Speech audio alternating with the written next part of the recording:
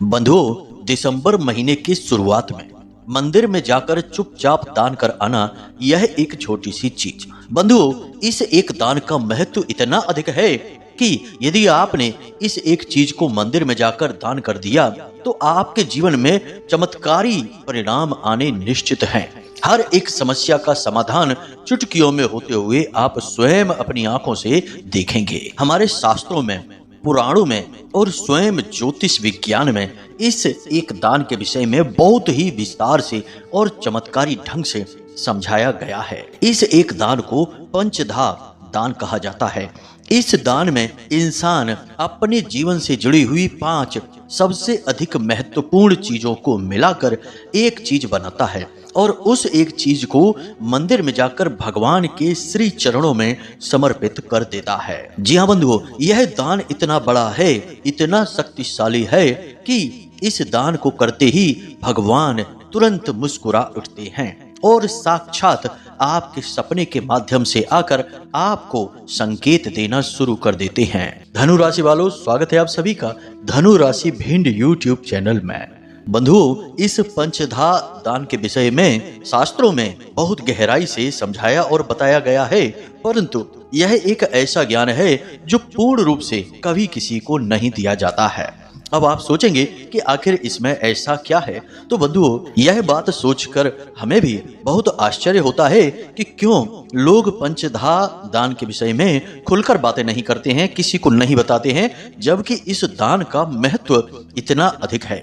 इस दान से पंच महाभूत पुष्ट होते हैं, दैवीय शक्तियां प्रसन्न होती हैं, तृप्त होती हैं, हमारे पितृ पूर्वज भी संतुष्ट होते हैं और मुक्ति प्राप्त कर लेते हैं। फिर भी इस दान को इतना छुपाकर क्यों रखा जाता है? क्यों इसके विषय में लोग चर्चा नहीं करते हैं? अगर बताते भी हैं तो आधी अधूरी बात ही बताई जाती है। अब हो सकता है कि इसके पीछे व्यापार कारण हो, क्योंकि ये एक ऐसा ज्ञान है जो निश्चित तौर पर फलित होता ही है, इसका लाभ प्राप्त होता ही होता है। इस वजह से इसे एक ऐसी विद्या बना दिया गया है जिसके सहारे से लोग पैसा कमाना चाहते हैं। यानी जो पैसा देगा, मूल्य देगा, उसे ही इस दान के विषय में बताया जाएगा। लेकिन बंधुओं, हम इस दान को आज आपको खुलकर बताएंगे, क्योंकि हम इस दान को माता रानी की सेवा में समर्पित कर रहे हैं और आपके लिए विशेष तौर पर माता रानी की कृपा और अनुकंपा के साथ लेकर आए हैं। तो यह कार्यक्रम आज आपको अंत तक अवश्य देखना है, क्योंकि इस कार्यक्रम में इतनी शक्ति है कि यह आपके पूरे जीवन को व्यवस्थित कर सकती है, बदल कर रख सकता है। तो आपको इसे पूरा देखना है, तभी हमारी मेहनत सफल होगी और आज आप एक अनोखा ज्ञान प्राप्त करेंगे जिसके बारे में आपने कभी सुना भी नहीं होगा, परंतु जब आप इस दान को करके आएंगे तो इसके परिणाम कुछ ही दिनों में आपको दिखाई देने शुरू हो जाएंगे। बंधुओं, दान एक ऐसी व्यवस्था होती है जिसे करने के कुछ विशेष नियम और विधान होते हैं। दान को धर्म के साथ जोड़ा जाता है, यानी कि धर्म का सबसे बड़ा भाग दान ही होता है। और कलयुग में मुक्ति मार्ग प्राप्त करने के लिए, ईश्वर से जुड़ने के लिए और इस माया मोह के बंधनों से मुक्ति प्राप्त करने के लिए दान एकमात्र ऐसा माध्यम है जो सबसे सरल माध्यम होते हुए भी सबसे शक्तिशाली मार्ग बताता है। तो ऐसे में इसके बारे में आपको जानना बेहद आवश्यक है। बंधु, हमने बड़े मन से, बहुत ही मेहनत से माता रानी की कृपा और उनके आदेश के अनुसार इस कार्यक्रम को तैयार किया है। अब आपको इस कार्यक्रम को अंत तक अवश्य देखना ही होगा और इस कार्यक्रम में बताई गई बातों को अच्छी तरह से समझकर अपने जीवन में उतारना ही होगा, तभी आपके जीवन में सकारात्मक बदलाव आएंगे और हमारी मेहनत भी सफल होगी। हमारा आपके प्रति जो लगाव बन गया है हमें और अधिक बल देता है, प्रेरणा देता है कि हम आपके लिए और कठोर परिश्रम करें और सटीक ज्ञान लेकर आएं ताकि आपका उद्धार हो सके। तो चलिए आज के इस विशिष्ट कार्यक्रम की शुरुआत करते हैं माता रानी का नाम लेते हुए। तो कमेंट बॉक्स में लिख डालिए पूरे प्रेम, पूरे भाव और भक्ति के साथ, जय माँ भद्रकाली कृपा करो। माता रानी इतनी दयालु है कि आपके ऊपर निश्चित कृपा करेंगी, हमें पूर्ण विश्वास है। इसी के साथ साथ बंधु, आपको हम बता दें कि माता रानी के आदेश के अनुसार हमने कुंडली विश्लेषण का कार्य भार उठा लिया है।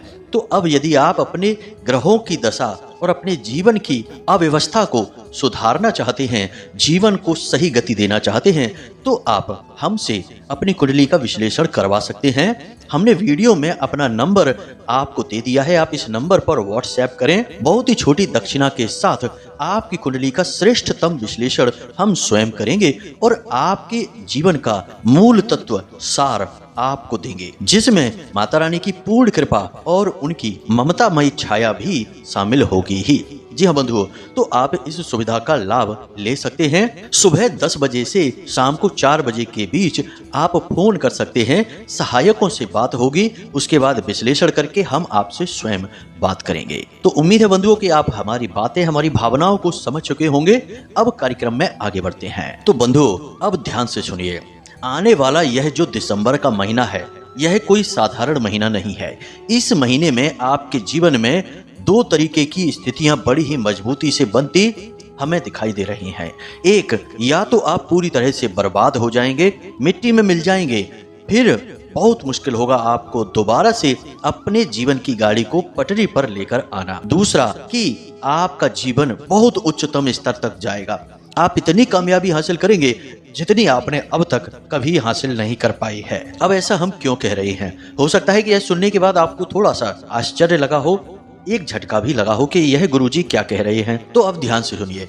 ऐसा हम कह रहे हैं क्योंकि इस दिसंबर के महीने में ग्रहों की स्थिति बड़ी विचित्र बनी हुई है। सबसे शक्तिशाली ग्रह बकरी चाल चल रही हैं। जैसे कि गुरुजी की बात की जाए, देवगुरु बृहस्पति अपनी बकरी चाल वृषभ राशि में कर रही हैं।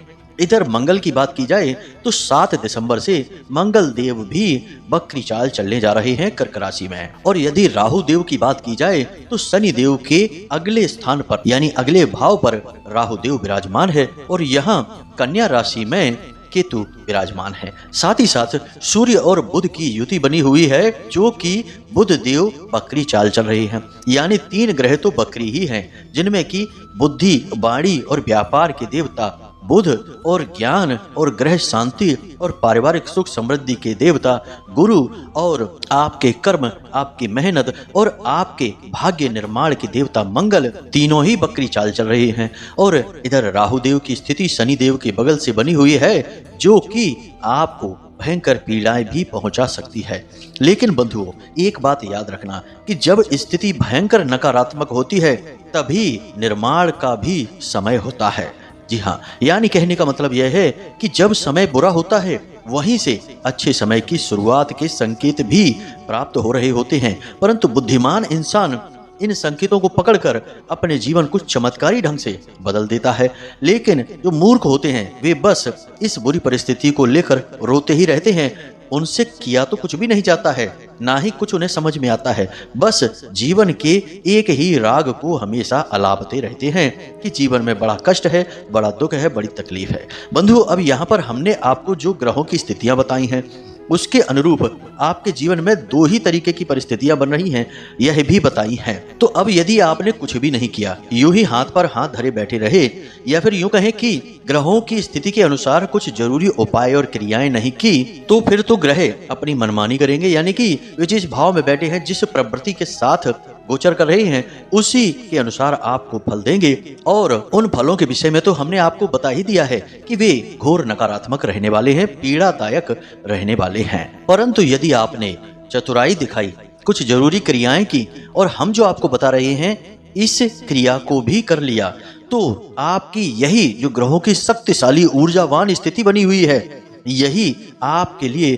कामयाबी के मार्ग खोल देगी, आपके जीवन की हर बाधा को हटा देगी। इसलिए हम आपसे कह रहे हैं कि आज आपको इस कार्यक्रम को अवश्य देखना ही है।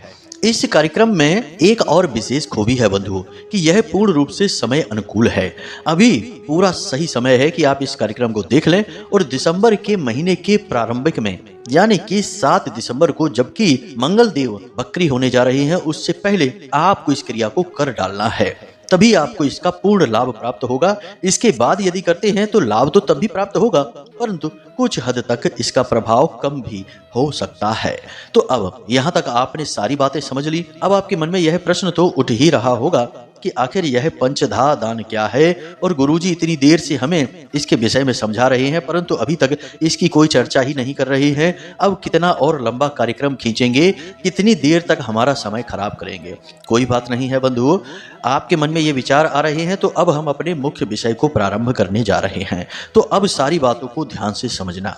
जैसा कि पंचधा दान है, पंचधा का मतलब होता है पंच भूतों को तृप्त करने वाला दान, यानी कि इस दान में 5 चीजें शामिल होंगी। जैसा कि इसका नाम ही है पंचधा, यानी पंच मतलब 5, धा मतलब धारणम। 5 चीजें जो आपने धारण कर रखी हैं, वे 5 चीजें आप अपने देवताओं को समर्पित करने वाले हैं। जी हाँ बंधु, तो अब ध्यान से सुनिए 5 चीजें कौन कौन सी हैं।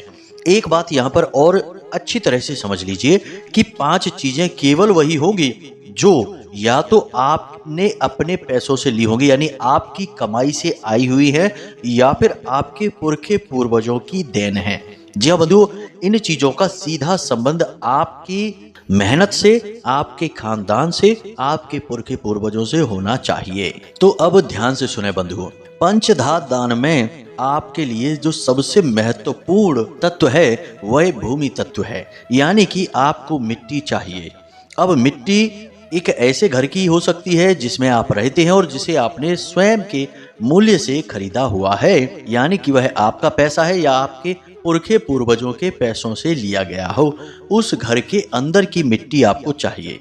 यदि आप किसान हैं, खेती बाड़ी करते हैं, तो आपके जो स्वयं के खेत हैं, जो आपके पुरखे पूर्वजों की खेती है, उससे मिट्टी आप ले सकते हैं। कहने का मतलब यह है कि आपकी स्वयं की जमीन से ली गई मिट्टी होनी चाहिए। आपके अपने घर के दरवाजे से भी आप मिट्टी नहीं ले सकते, घर के अंदर से ही लेनी होगी, या फिर आपका अपना खेत, अपना प्लॉट या अपनी जमीन होगी, उससे ले सकते हैं। तो आप समझ गए कि मिट्टी आपको किस प्रकार चाहिए।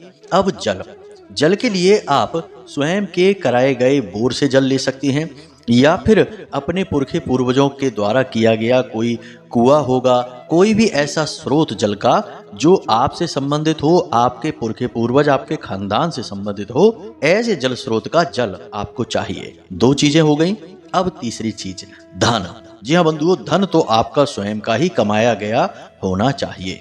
अब यदि महिलाएं इस कार्य को करेंगी तो उनके पति के द्वारा कमाया गया धन भी उनका ही धन होता है, क्योंकि वे अपने पति की अर्धांगिनी है, तो उनकी कमाई के भी हिस्से में उनका हिस्सा रहता है। तो 3 चीजें हो गई, आपका धन, आपकी जमीन, आपका जल। अब बात करते हैं अन्न तत्व की।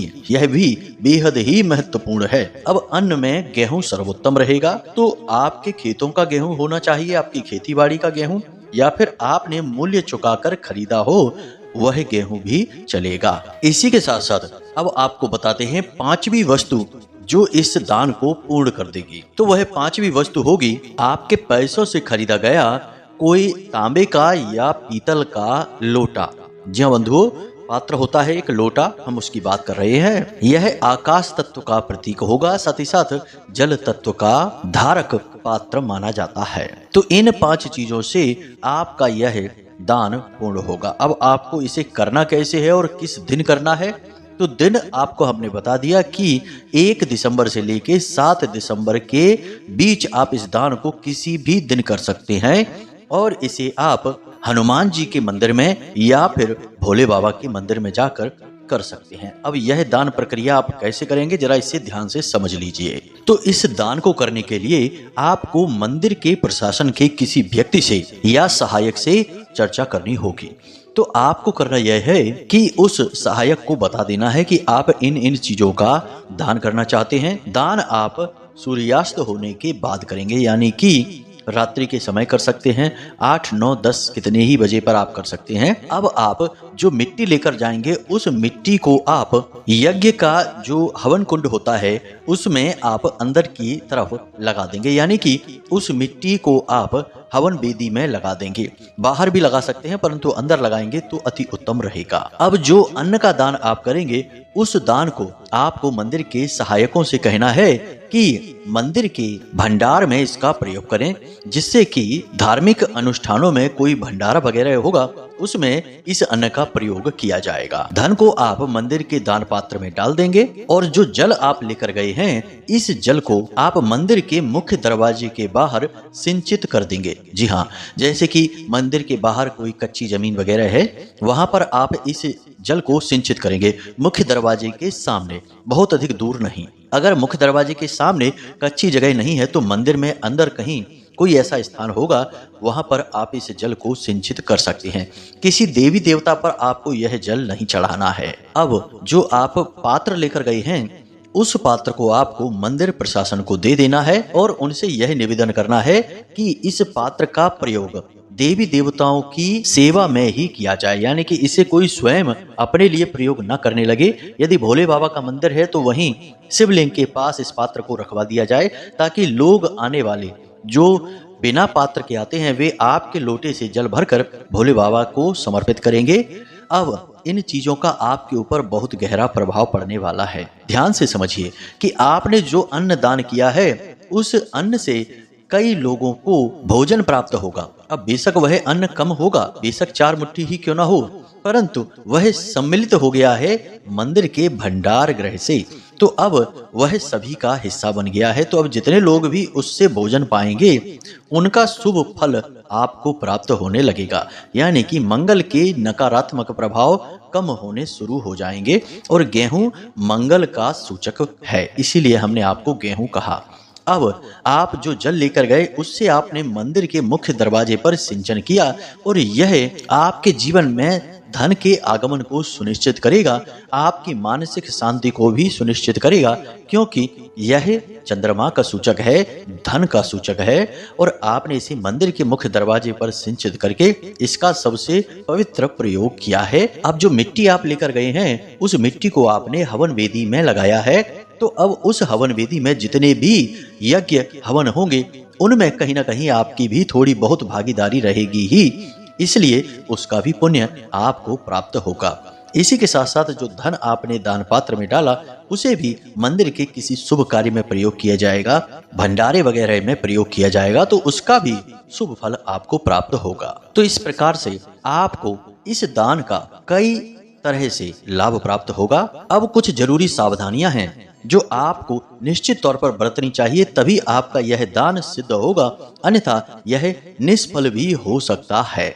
जी हाँ बंधुओं, तो जरा ध्यान से सुनिए, सावधानियां बेहद आवश्यक हैं। तो सबसे पहली सावधानी तो यही है कि इस दान का आपको कोई प्रदर्शन नहीं करना है, किसी से कोई बखान नहीं करना है, इसे जितना हो सके उतना गुप्त रखना है। वैसे भी दान के विषय में इसका गुप्त रहना ही उचित रहता है। जिसने भी दान का दिखावा कर दिया उसके दान का फल उसी वक्त शून्य हो जाता है, क्योंकि वह दान रहा ही नहीं, वह तो उसके लिए प्रचार सामग्री बन चुका है, माध्यम बन चुका है उसके मान और प्रतिष्ठा को बढ़ाने के लिए। तो आपको इसके बारे में किसी से भी भूल कर भी चर्चा नहीं करनी है, बस अपने जीवन साथी से इसके विषय में चर्चा कर सकते हैं, क्योंकि वह आपके ही जीवन का हिस्सा है। जी हाँ बंधुओं, अब बात करते हैं दूसरी सावधानी की। तो दूसरी और सबसे बड़ी सावधानी यह रहेगी कि आपको इन सामग्रियों की शुद्धता का विशेष ख्याल रखना है। इन सामग्रियों को चुनते समय आप किसी भी अशुद्ध वस्तु और स्थान का प्रयोग ना करें, खुद भी शुद्ध रहें। स्नान आदि करने के बाद शुद्ध शरीर के साथ और शुद्ध चित्त के साथ इन चीजों का संग्रहण करें, तभी ये फलदायी होंगी। अब बात करते हैं तीसरी सावधानी की।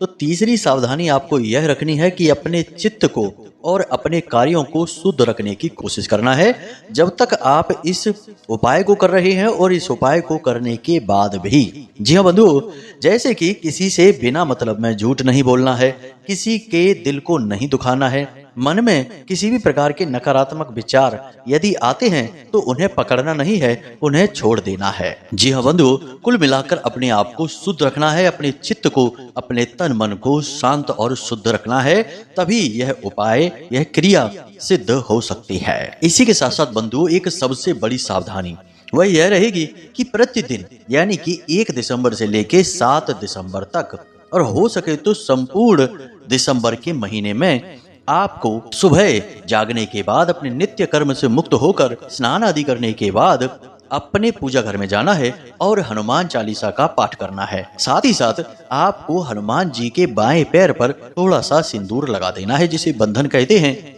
और इस बंधन को पूजा करने के बाद, यानी कि हनुमान चालीसा और बजरंग बाण का पाठ करने के बाद, इसे अपने माथे पर लगा लेना है। यानी हनुमान जी के चरणों का सिंदूर आपको अपने माथे पर लगाना है और गोल टीका लगाना है, लंबा तिलक नहीं। इसके बाद आप अपने कार्य पर, अपने काम धंधे व्यापार पर जाएं। यानी प्रतिदिन हनुमान चालीसा और बजरंग बाण का पाठ आपको करना ही होगा। अब यदि महिलाएं हैं तो बजरंग बाण का पाठ ना करें, वे हनुमान अष्टक का पाठ कर सकती हैं। बाकी पुरुषों के लिए यह नियम शाश्वत रहेगा पूरे 1 महीने के लिए। फिर भी यदि आपके पास समय नहीं है तो आप कम से कम 7 दिसंबर तक तो इस नियम को बनाकर रखें ही लगातार। अब यहाँ पर यह भी है कि हो सकता है कि किसी विशेष कार्य की वजह से आपका यह नियम कभी कभार टूट भी जाए, तो कोई डरने की बात नहीं है। यह आपने संकल्प नहीं लिया है, आप तो बस नियम का पालन कर रहे हैं। तो नियम टूट भी जाए तो कोई बुराई नहीं है। आपको अपने मन में किसी प्रकार का संशय नहीं रखना है, निर्बाध रूप से इस कार्य को करते रहना है। इसी के साथ साथ 7 दिसंबर को आपको हनुमान जी के मंदिर जाना है और अगर वहां पर बंदर हैं तो उन्हें गुड़ और चना खाने के लिए देना है। और यदि वहां पर बंदर नहीं है तो कोई बात नहीं है, आपको हनुमान जी को गुड़ और चने का भोग लगाना है और फिर उसी प्रसाद को खुद भी पाना है और जरूरतमंदों में बांट देना है। उसे अपने घर लेकर नहीं आना है। जी हाँ बंधु, बस इन नियमों का पालन करिए और इस उपाय को पूरे आस्था और विश्वास के साथ करिए। आप देखेंगे कि यह दिसंबर का महीना आपके जीवन में क्रांतिकारी बदलाव लेकर आ रहा है। आपके हित में ही कार्य होंगे। आप जो चाहेंगे वह कार्य सिद्ध होने लगेगा और आपकी मनोकामनाएं भी एक एक करके पूरी होती आपको स्वयं को दिखाई देंगी। जी हाँ बंधु, और यह कार्य महीनों या वर्षों में नहीं, कुछ ही दिनों में होता चला जाएगा। तो उम्मीद है कि जो बातें हमने आपको बताई हैं वे आपको अच्छी लगी हैं। आप इन बातों का प्रयोग करेंगे और अपने जीवन को धन्य बनाएंगे। इसी के साथ साथ यदि कोई प्रश्न आपके मन में उठे तो आप कमेंट करके पूछें, या फिर हमने व्हाट्सएप नंबर दे ही रखा है, इस पर आप मैसेज करके पूछ सकते हैं। समय मिलने पर हम आपके प्रश्नों के जवाब अवश्य देंगे। यदि आप इस नंबर पर मैसेज करते हैं या फिर कॉल करते हैं तो आपकी बात सहायकों से होगी। हमारे पास थोड़ी व्यस्तता अधिक रहती है माता रानी की सेवा करने की वजह से, तो जब समय मिलेगा तो हम भी आपसे बात अवश्य करेंगे। तो चलिए बंधु, आज के इस कार्यक्रम को यहीं समाप्त करते हैं। हमेशा हंसते रहिए, मुस्कुराते रहिए, सकारात्मक रहिए और दिन में एक बार मंदिर अवश्य हो आइए, क्योंकि आपका उद्धार तो वहीं से होना है। तो प्रेम से बोलिए जय माई की, जय माँ भद्रकाली। माता रानी आपका कल्याण करेंगी। धन्यवाद।